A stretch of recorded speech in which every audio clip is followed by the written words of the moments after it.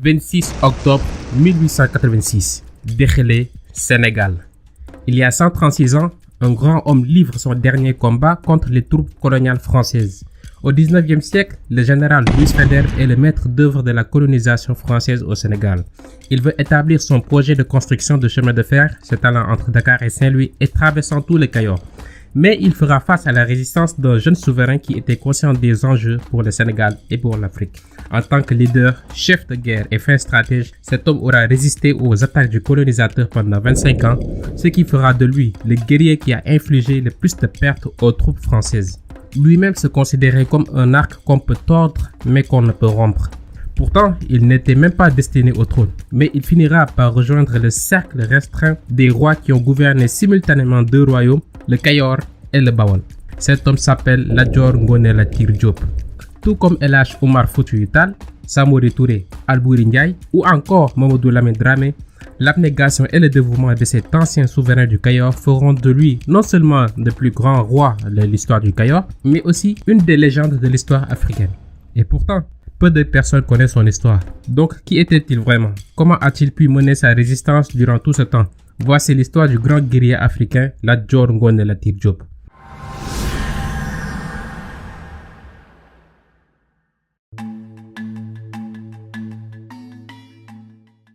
À l'apogée de l'Empire du Ghana entre le 3e et le 10e siècle, toute l'Afrique de l'Ouest était sous sa dépendance. Le Kayor était une ancienne province de l'Empire du Ghana et qui s'était déjà émancipé du Jolof en tant que royaume indépendant vers 1749. Le premier roi ou damel du Kayor était Déthié Foundioukou Fall. Ce dernier sera poursuivi de 30 autres rois. Le Kayor, avec Mboul comme capitale, était une société très hiérarchisée, un état fort et stable avec une armée très redoutée. Certains damels comme Lat Soukabé Fall y avaient effectué un grand règne et pendant très longtemps. Jusqu'à la conquête du Sénégal, les dynasties kayoriennes ont systématiquement refusé d'embrasser l'islam, dont les adeptes étaient méprisés et souvent maltraités. Ces dynasties étaient au nombre de 7. Les Mouyoy, les Sogno, les Ouagadougou, les Guelewar, les Dorobé, les Guedj et les Bey. Les Dorobé se distinguent des autres dynasties par le fait que le roi prend définitivement la tête des armées au lieu de rester à l'arrière et de communiquer des ordres. S'il est vaincu, il doit mourir sur place. Au Kayor, les classes sont disposées en pyramide. Au sommet, par exemple, se trouvent les nobles ou garmis, qui sont suivis des djambours, qui sont des marabouts et simples paysans. Les nobles comme les djambours sont classés parmi les hommes libres de la société. Ensuite, on a les griots ou guewel, qui sont une caste spéciale, puisqu'ils suivent souvent leur maître sur le champ de bataille en tant que porte-étendard et ils savent aussi mourir à leur côté. Ils ne doivent en aucun cas reculer, même pendant les batailles. Viennent ensuite les gens de caste ou niéno et les esclaves ou djam en bas de l'échelle. Ces derniers forment la plus grande partie de la population et se composent également de toutes les personnes liées au roi, soit comme soldats, soit comme courtisans. C'est parmi eux qu'étaient recrutés les guerriers ou tchedo. C'étaient des hommes aux cheveux tressés et portant des boucles d'oreilles, des amulettes, des colliers et des bracelets en argent. Mais sous leurs apparences plutôt féminines, c'étaient des guerriers d'élite. Et c'est à leur tête que Lat Dior poursuivra son ardente carrière. Au royaume du Kayor, les critères pour devenir damel sont appartenir au clan Fall par filiation paternelle et appartenir à l'une des 7 familles royales par filiation maternelle. Après El Hadj Omar Foutiyou Tall, le principal adversaire de l'implantation française au Sénégal est Lat Dior Ngoné Latyr Diop. Fils de Sakhewer Sokhna Mbaye Diop et de la Linguère Ngoné Latyr Fall, Lat Dior Diop est né en 1842 à Keur Amadou Yalla au nord-est du Kayor. Il appartient à la noblesse de l'ethnie Wolof, les Garmis. Il descend aussi de la branche des nobles Guedj qui trouvent leur origine chez Guédo Guedj Ndiaye, plus connu sous le nom de Ndiadia Ndiaye, qui est l'ancêtre des Diop ainsi que le fondateur de l'empire du Waalo et du Jolof au début du XIIIe siècle. Lat Dior héritera du prénom de sa mère, Ngoné. Mais il est né dans un milieu animiste. Il n'est pas musulman de naissance contrairement à la croyance populaire. En effet, l'arrière-grand-père de Lat Dior, Sakhewer Fatma Diop, est le premier à se convertir à l'islam et son fils est également musulman. Mais avant la naissance de Lat Dior, son père avait promis de revenir au fétiche, donc de quitter l'islam. Malgré tout, Lat Dior aura l'opportunité de fréquenter l'école coranique à Longor avant de s'installer à Nguigis chez son grand-père maternel, Maïssa Tenda Dior, roi du Kayor et du Bawol. L'histoire commence en 1856, lorsque le Kayor a pour damel Birima Ngoné Latyr Fall, successeur de Maïssa Tenda Dior et demi-frère de Lat Dior. Les Européens installés au Sénégal lui demandent l'autorisation de mettre en place une ligne télégraphique entre Saint-Louis et Dakar. Au début, il refuse, mais avec un Kayor en guerre civile et les musulmans de Niambour exigeant son départ, il accepte finalement, croyant que de cette façon, les Européens l'aideront à conserver son pouvoir. Mais Birima meurt avant de signer le traité. Après la mort de Birima, le Conseil des grands électeurs décide de confier le royaume à un nouveau Damel, Makodou Fall, qui est le père du précédent roi. Pourtant, cette nomination n'est pas du goût des Français, car celui-ci va refuser l'offre que les Européens avaient faite au Damel précédent. Louis Faidherbe décide alors de le remplacer par un Damel beaucoup plus coopératif, Madjojo Degen Kodou Fall, ou tout simplement Madjojo Fall. Par conséquent, les Tiédou de Makodou et l'armée de Faidherbe s'affrontent lors de la bataille de Gati. Faidherbe perd la bataille, mais il revient à l'attaque un mois plus tard et cette fois-ci, le Damel Makodou est vaincu à la bataille de Kouré. Makodou s'exile alors au Saloum et Faidherbe exécute la jonction télégraphique entre Saint-Louis et Dakar. Il en profite également pour annexer quelques provinces. Mais Lat Dior, qui voulait aussi le titre de Damel, est très déçu par le choix des notables d'avoir élu Madjojo Fall, car celui-ci est très favorable aux Français. Pour ces raisons, Lat Dior décide d'engager une lutte pour devenir maître du Kayor et faire chasser les colons français une bonne fois pour toutes. Donc Lat Dior et son armée dirigée par son bras droit Demba War Sall écrasent Madjojo et les Français à la bataille de Koki en 1861. Ayant du mal à digérer la défaite, Madjojo demande l'aide du gouverneur Jori Guiberi qui tente de le remettre au pouvoir. Mais Madjojo avait déjà perdu en crédibilité auprès des habitants de Kayor. En effet, il n'est décidément plus digne d'être un vrai Dorobé car il n'a pas osé mourir sur place même après plusieurs défaites contre Lat Dior. Lat Dior en profite et l'expulse définitivement du Kayor. Après le départ de Madjojo, le Kayor est privé de souverain puisqu'il n'y avait pas un homme avec un nom Fall pour remplacer ce dernier. En effet, si Lat Dior Diop remplissait la condition d'être roi par voie maternelle, car de la lignée Guetch, il n'était cependant pas éligible au titre de Damel car étant un Diop par son père. La famille royale propose alors d'introniser Ngoné Latyr Fall, la mère de Lat Dior et du défunt roi Birima. Mais Demba War Sall, le conseiller de Lat Dior, refuse systématiquement de voir une femme diriger le royaume. C'est à ce moment qu'il se donne corps et âme pour faire élire son neveu, Lat Dior Ngoné Latyr Diop.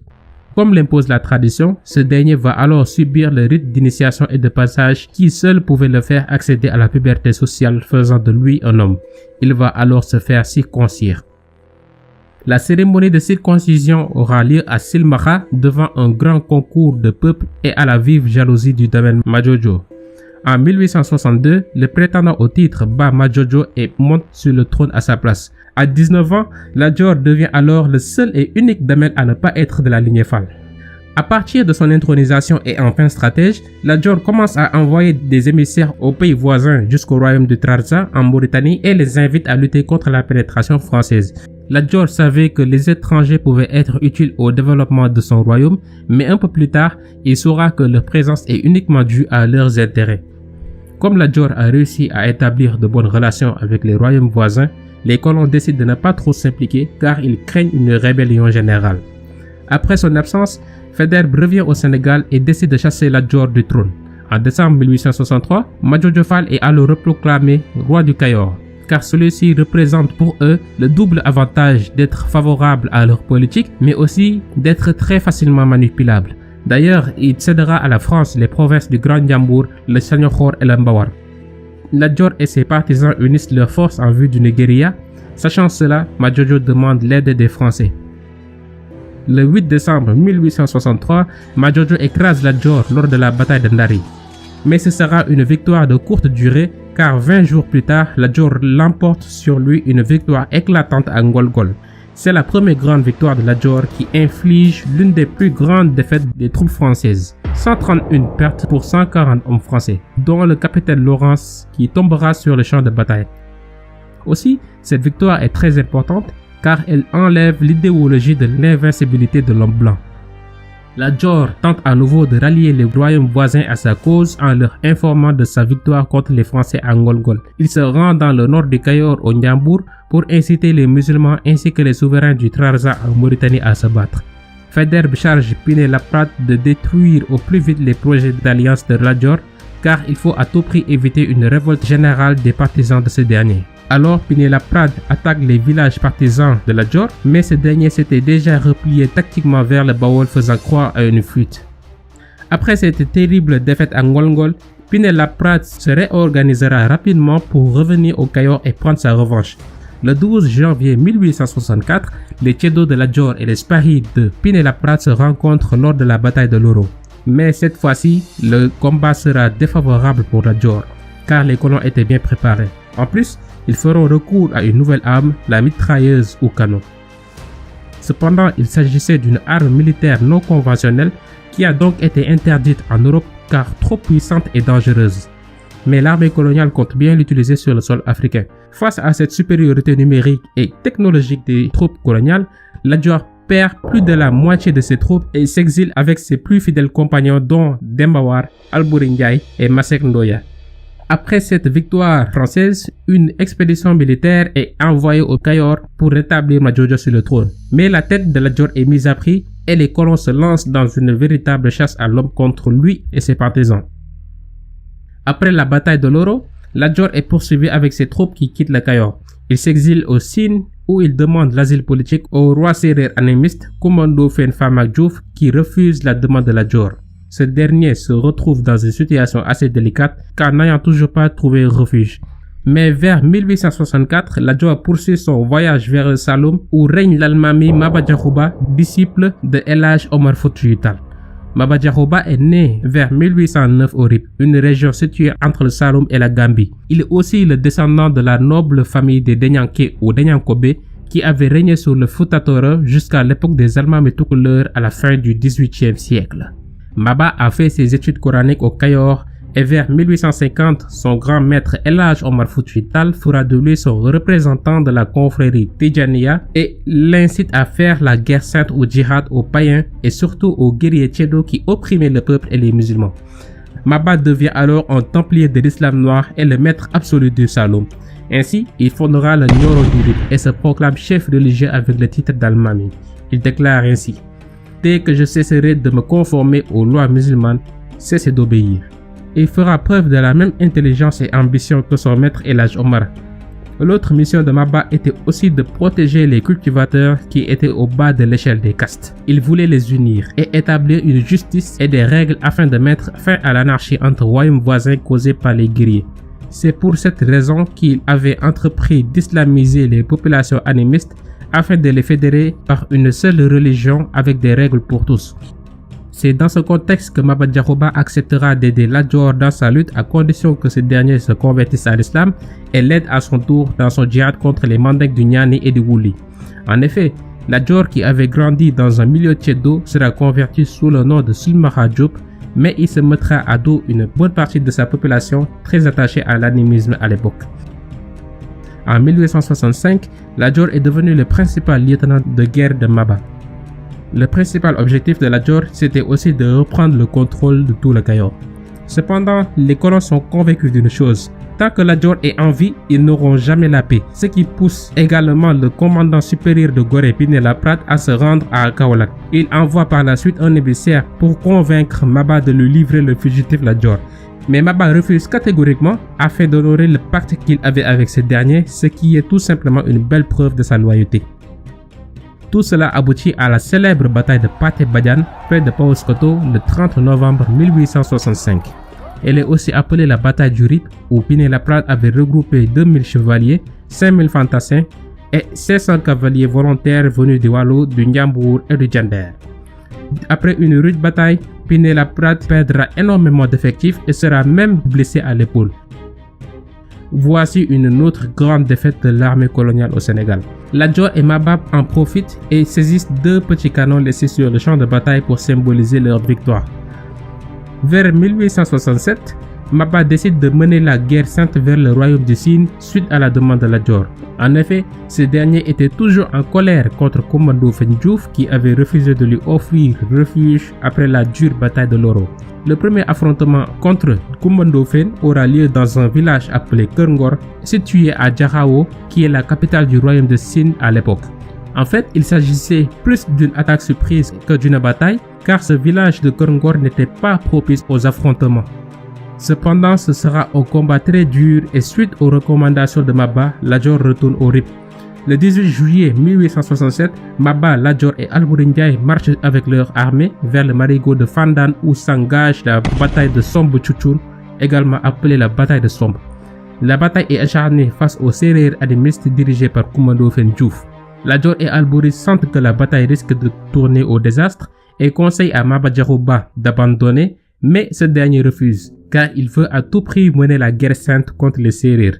Lat Dior et Albouri se retirent. Après plusieurs affrontements, l'Almami du Rip est tué lors de cette bataille. Cependant, Maba Diakhou Ba, qui avait converti Lat Dior à l'islam, aura réussi à asseoir la religion musulmane dans une bonne partie du Sénégal, dont on retrouve jusqu'à présent les éloges chez les griots. En novembre 1868, Lat Dior revient au Kayor. Il avait perdu Maba, qui était son soutien et défenseur. Le gouverneur Pinet-Laprade accepte le retour de Lat Dior à condition qu'il renonce au titre de Damel et devienne chef de canton de Guet. Lat Dior accepte et s'installe au Guet en février 1869, car il comptait bien réunifier le Kayor. Après la mort de Maba, Lat Dior revient au Kayor en s'appuyant sur les captifs royaux de la confrérie des Tidjanes, disciples du conquérant El Hadj Omar. Ils y trouvent les maladies, des sauterelles destructrices de récoltes, la guerre civile ainsi que la famine. Lat Dior blâme les colons et parvient à galvaniser la population qui commence à leur en vouloir. Mais Lat Dior, qui est un homme très ambitieux, refuse de se contenter du simple poste de chef de canton que les Français lui ont confié. Il veut maintenant reprendre tout le Kayor. Il s'allie alors avec le marabout toucouleur Cheikhou Ahmadou Ba, également ennemi des Français. Ensemble, ils combattent les Français à la bataille de Mékhé le 3 juillet 1869. Pinet-Laprade meurt du choléra le mois d'août suivant. Lat Dior, commençant à prendre de l'influence, attaque les provinces de Saniokhor et de Diender qui lui étaient hostiles. Avec son armée, il se rend à Louga où il rencontre les troupes françaises. Un combat sanglant s'ensuit et Lat Dior se retire en laissant sur le champ de bataille plus de 600 cadavres Tchédo contre 21 cadavres Spahis seulement. Mais les colonisateurs savaient que Lat Dior n'allait surtout pas en rester là. Ces derniers continuent de livrer des batailles sans merci contre les Français pour réunifier le Kayor. En janvier 1871, les Français affaiblis par la guerre contre l'Allemagne décident de ramener la paix dans leurs colonies quel qu'en soit le prix. Ils finissent par accepter l'autorité de Lat Dior qui sera reconnue par tous comme le Damel du Kayor. Le Kayor n'ayant jamais suffi à satisfaire Lat Dior, ce dernier en profitera pour annexer le Bawol et devient souverain des deux royaumes. Il rejoint ainsi le cercle restreint des rois qui ont pu cumuler les titres de Damel et de Teigne. Il sera aussi le premier Damel du Kayor à porter le patronyme Diop, double titre qui réussira à tenir pendant près de 10 ans. Lat Dior devient le gardien des traditions et le plus grand roi que le Kayor ait connu. Pour les Français, Lat Dior Ngoné Latyr Diop est le maître incontesté du Kayor et du Bawol. Dans l'absolu, la paix et l'ordre sont ramenés durant son règne, les relations avec les Français apaisées et le Kayor continuent d'exister. Mais en 1874, Cheikhou Ahmadou Ba, pourtant ancien allié de Lat Dior, attaque le Jolof et prend le titre de Boba, titre que portait le roi de Jolof. Il attaque ensuite le Kayor, mais Lat Dior entretient désormais de bonnes relations avec la France, en particulier avec le colonel Brière de Lille. En janvier 1875, Lat Dior et les Français combattent ensemble et écrasent Cheikhou Ahmadou lors de la bataille de Boumdou. Vers 1879, des tensions se manifestent entre Lat Dior et son ami Demba War Sall. En effet, Lat Dior n'apprécie pas les remarques constantes de Demba War concernant la façon dont il agissait. Lat Dior destitue alors ce dernier de ses fonctions après 25 ans d'amitié. Demba War se plaint amèrement. Je suis son plus ancien partisan. Il était seul et j'ai tout fait pour lui faire avoir son royaume. J'ai risqué ma vie pour lui, mais il ne m'en a récompensé que par l'ingratitude. Lat Dior réplique en le traitant d'orgueilleux. Bref, quoi qu'il en soit, l'absence de Demba War aux côtés de Lat Dior se fera profondément sentir pour la suite du règne de ce dernier et notamment avec la construction du chemin de fer. D'ailleurs, c'est là où l'histoire de Lat Dior sera beaucoup plus intéressante.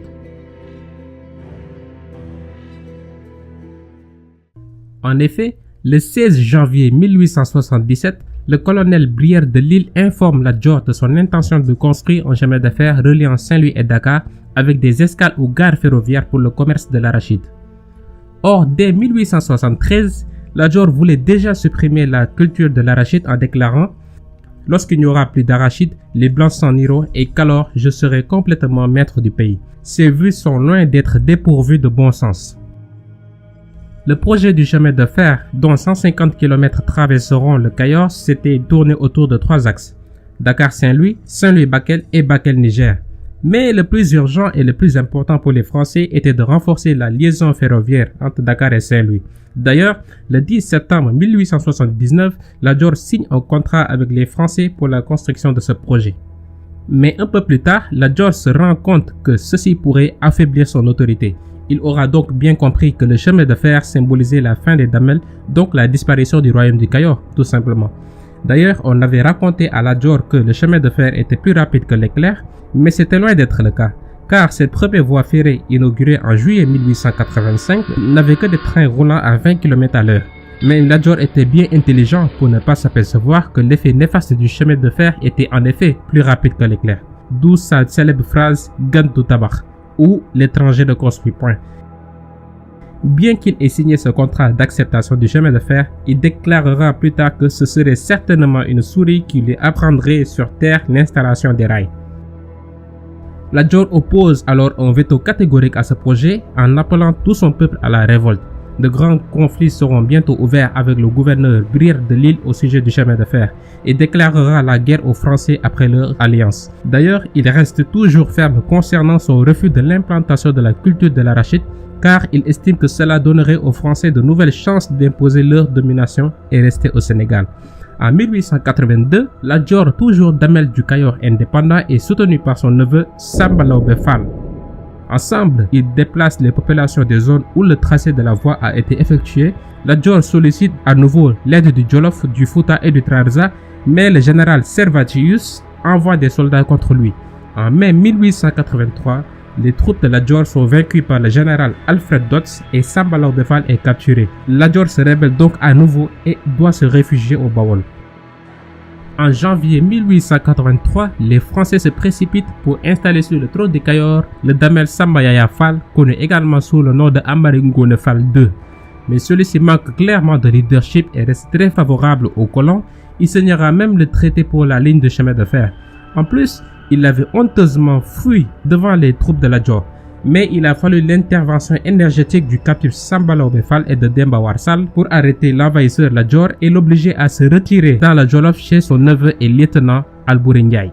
C'est donc dans ce contexte très particulier que Samba Laobé Fall sera intronisé Damel du Cayor, fonction qu'il occupera pendant 3 ans. Mais lui aussi sera favorable au projet du chemin de fer déjà entamé et placera officiellement le Cayor sous protectorat français.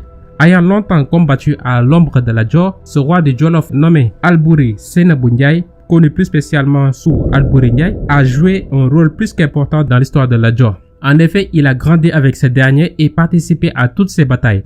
Il défend aussi les mêmes causes que Lat Dior, à savoir la lutte contre la suprématie française. Or, Samba Laobé Fall, qui avait aussi des droits incontestés à la couronne du Jolof, n'avait qu'un désir, chasser le roi du Jolof Alboury Ndiaye afin de prendre sa place au trône. Connu pour sa jeunesse, son courage et sa détermination, Samba Laobé Fall était aussi un prince envieux et jaloux de la réputation et de la puissance éclatante du prince Alboury Ndiaye qui était alors surnommé l'homme invincible. Par conséquent, Samba Laobé Fall provoque ce dernier et se fait battre lors de la bataille de Guilé le 6 juin 1886. Alboury tente d'envahir le Cayor, mais Samba Laobé Fall propose finalement une grosse somme d'argent pour compenser les dommages de guerre. De ce fait, ce dernier part à Tivaouane où il demande une aide financière aux riches commerçants français, mais les esprits s'échauffent et Samba Laobé Fall est abattu par les lieutenants Chauvet et Spicer le 6 octobre 1886. Comme il n'y a plus de Damel au Cayor, la France impose sa loi comme d'habitude et supprime le titre de Damel. Le Cayor est ainsi divisé en 6 provinces distinctes et Demba War Sall est appelé à la présidence de ces provinces. Bizarrement, Lat Dior ne semble pas être attristé par le sort de Samba Laobé. Il déclare d'ailleurs aux Français: « Ce qui est survenu entre vous et Samba Laobé est un bien pour moi. Ce que vous avez fait à ce Damel me fait plaisir. Cette mort ne me fâche point, mais aujourd'hui le Cayor n'a plus de maître. Si on met le Cayor dans ma main, on ne dérangera rien de ce qui existe. » Mais c'était malheureusement trop tard pour lui, car le système de Damel a désormais fait son temps. Infatigable et refusant le fait accompli, Lat Dior poursuit la guérilla jusqu'au jour où il tombe près du puits de Derélé le 26 octobre 1886 à l'âge de 44 ans, entouré de ses derniers tchédous. Il aura livré au total 44 batailles durant son règne, ce qui est d'ailleurs très impressionnant.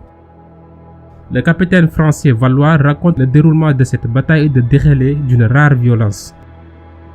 Il nous livrait un combat acharné. Pendant un quart d'heure, on se fusillait de si près que beaucoup d'ennemis avaient leurs vêtements brûlés par la poudre. Lat Dior restait sur le champ de bataille avec 2 de ses fils et 78 de ses guerriers les plus renommés. aucun résistant en Afrique occidentale française n'a infligé des pertes aussi considérables aux troupes françaises que Lat-Dior. On raconte même que l'indomptable guerrier est tué par une balle en or tout simplement fondue pour lui car les balles classiques n'avaient aucun effet sur son corps. Malgré toute leur tension, c'est Demba War qui a pu sauver et cacher son corps. En effet, selon certains témoignages, c'est Demba War qui aurait récupéré le corps de Lat-Dior durant la bataille et l'enterré très discrètement afin d'éviter que les colons ne coupent sa tête et le brandissent en guise de trophée comme ils avaient l'habitude de le faire. La tradition orale présente Lat-Dior comme un guerrier intrépide et irréprochable. Par ses actes, il incarnait toutes les vertus africaines et est aujourd'hui considéré comme un héros national du Sénégal, un grand stratège et l'un des plus sérieux résistants aux attaques coloniales en Afrique. Même Faidherbe, son plus grand ennemi, rend un grand hommage aux partisans de Lat-Dior. Ceux-là, on les tue, mais on ne les déshonore pas. Hommage qui est désormais la devise de l'armée sénégalaise. De plus, Lat-Dior avait aussi comme devise « Je veux vivre digne et heureux », ce qui explique certainement son dévouement pour le Kayor et pour le Sénégal. Après la mort de Lat-Dior, le plus grand opposant politique et militaire à la colonisation française sera Cheikh Ahmadou Bamba, fondateur de la confrérie musulmane du mouridisme. Il reprendra le flambeau de la résistance wolof qui devient pacifique et culturelle. On comprend donc qu'avec Lat-Dior, comme avec Cheikh Ahmadou Bamba, le peuple wolof n'a jamais cessé de se battre pour son identité et pour son indépendance. Comme tous les grands conquérants, Lat-Dior avait aussi ses chevaux préférés. L'un d'eux s'appelait Lichin, ce qui signifie épervier, et un autre se nommait Sousoulopkani, ce qui voulait littéralement dire couscous de piment. Mais le cheval le plus prisé et le plus utilisé par Lat-Dior est Malaw, qui symbolise l'Afrique, la liberté, la dignité et l'honneur. En effet, Malaw était son favori dans ses grandes batailles, notamment celles de Ngolgol, Loro et Derélé. Ce qui est particulier aussi avec ce cheval, c'est qu'il refusait de voir le chemin de fer qui symbolisait la domination coloniale. Selon certaines sources, il se serait volontairement effondré près des voies de Tivaouane pour montrer sa fidélité à la cause de Lat-Dior. On arrive donc à la fin de la vidéo, j'espère qu'elle vous a aidé à mieux comprendre l'histoire de Lat-Dior. Et on se retrouve très prochainement.